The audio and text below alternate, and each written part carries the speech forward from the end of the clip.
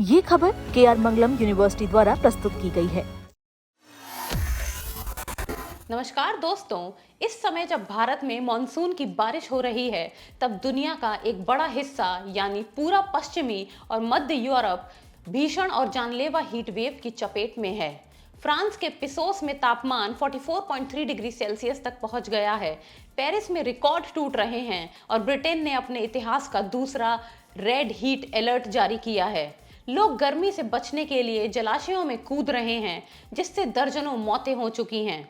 लेकिन भूगोल और पर्यावरण के दृष्टिकोण से सबसे बड़ा सवाल यह है कि आखिर यूरोप में इस समय इतनी भयानक गर्मी क्यों पड़ रही है। मौसम वैज्ञानिकों का कहना है कि इसके पीछे एक बहुत ही दुर्लभ और खतरनाक वायुमंडलीय घटना है, जिसे ओमेगा ब्लॉक कहा जाता है। आज के इस वीडियो में हम समझेंगे कि ये ओमेगा ब्लॉक क्या है, ये हीट डोम कैसे बनता है और यूरोप में इस आपदा के लिए क्यों तैयार नहीं है। आइए सबसे पहले इसके पीछे के विज्ञान को समझते हैं। हमारे वायुमंडल में जमीन से करीब 8 से 16 किलोमीटर ऊपर पश्चिम से पूर्व की ओर बहुत तेज हवाएं चलती हैं, जिन्हें हम जेट स्ट्रीम कहते हैं।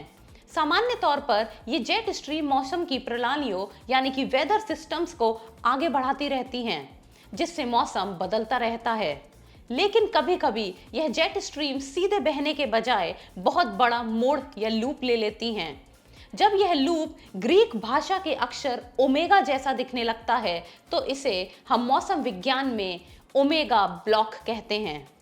इस संरचना में होता यह है कि बीच में एक विशाल उच्च दबाव यानी कि हाई प्रेशर रिज का क्षेत्र बन जाता है और उसके दोनों तरफ यानी पूर्व और पश्चिम में दो कम दबाव यानी कि लो प्रेशर सिस्टम्स के क्षेत्र बन जाते हैं। ये दोनों लो प्रेशर सिस्टम बीच वाले हाई प्रेशर सिस्टम को एक जगह ब्लॉक कर देते हैं।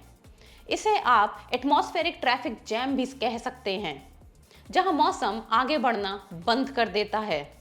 अब समझिए कि यह ओमेगा ब्लॉक इतनी भयंकर गर्मी कैसे पैदा करता है। पहला, हीट पंप का काम। पुर्तगाल के पास मौजूदा लो प्रेशर सिस्टम उत्तरी अफ्रीका के सहारा मरुस्थल से बेहद गर्म और शुष्क हवा को खींचकर यूरोप, विशेषकर फ्रांस और स्पेन की तरफ धकेलता है। दूसरा, सबसिडेंस।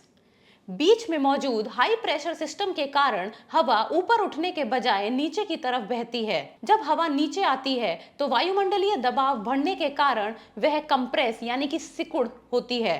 थर्मोडायनेमिक्स के नियम के अनुसार जब किसी गैस को कंप्रेस किया जाता है तो उसका तापमान बढ़ जाता है। इसे कंप्रेशनल हीटिंग कहते हैं। तीसरा, क्लाउडलेस स्काई यानी क्लियर स्काईज। यह नीचे बैठती हुई हवा बादलों को बनाने नहीं देती।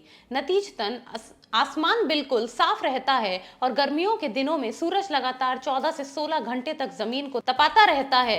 यह पूरी प्रक्रिया मिलकर एक हीट डोम यानी गर्मी का गुंबद बना देती है, जिससे गर्म हवा बाहर नहीं निकल पाती और दिन ब दिन तापमान बढ़ता जाता है। जहां जलवायु परिवर्तन यानी क्लाइमेट चेंज का एक बहुत बड़ा रोल होता है। कोपरनिकस क्लाइमेट चेंज सर्विस के अनुसार 1980 के दशक के बाद से यूरोप दुनिया का सबसे तेजी से गर्म होने वाला महाद्वीप है। यह वैश्विक औसत से दुगनी रफ्तार से गर्म हो रहा है। चूंकि ग्लोबल वार्मिंग के कारण धरती का बेसलाइन तापमान पहले ही करीब 1.3 डिग्री सेल्सियस बढ़ चुका है, इसलिए ओमेगा ब्लॉक जैसी घटनाएं अब पहले की तुलना में 2 डिग्री सेल्सियस से 4 डिग्री सेल्सियस अधिक गर्म हीट वेव पैदा कर रही हैं। लेकिन यूरोप इसके लिए तैयार क्यों नहीं है? भारत जैसे देशों में लोग 40 डिग्री सेल्सियस तापमान में रहने के अभ्यस्त हैं, लेकिन यूरोप का इंफ्रास्ट्रक्चर ऐतिहासिक रूप से ठंडे मौसम के लिए डिजाइन किया गया है। वहां के घर पत्थरों, ईंटों और कंक्रीट से इस तरह इंसुलेटेड बनाए गए हैं कि वे गर्मी को अंदर रोक कर रखते हैं। सर्दियों में तो यह मददगार होता है, लेकिन गर्मियों में यही दीवारें रात के समय भी हीट रेडिएट करती हैं। इसके अलावा पश्चिमी यूरोप के अधिकांश घरों में एयर कंडीशनर नहीं होते हैं। जब रात का तापमान भी 25 डिग्री सेल्सियस से नीचे नहीं जाता, तो इंसानी शरीर को रिकवर होने का मौका नहीं मिलता, जो जानलेवा साबित हो रहा है। तो दोस्तों, ओमेगा ब्लॉक केवल एक हीट वीक की चेतावनी नहीं है, बल्कि यह इस बात का सबूत है कि हमारी पृथ्वी का वायुमंडलीय सिस्टम धीमा और असंतुलित हो रहा है। बढ़ती ग्लोबल वार्मिंग इन प्राकृतिक घटनाओं को और अधिक विनाशकारी बना रही है। यह स्थिति हमें याद दिलाती है कि क्लाइमेट अडेप्टेशन अब भविष्य की बात नहीं बल्कि आज की जरूरत है। इस घटना पर आपका क्या कहना है, हमें कमेंट सेक्शन में अपनी राय जरूर बताएं। वीडियो अच्छी लगी हो तो लाइक, शेयर और सब्सक्राइब जरूर करें।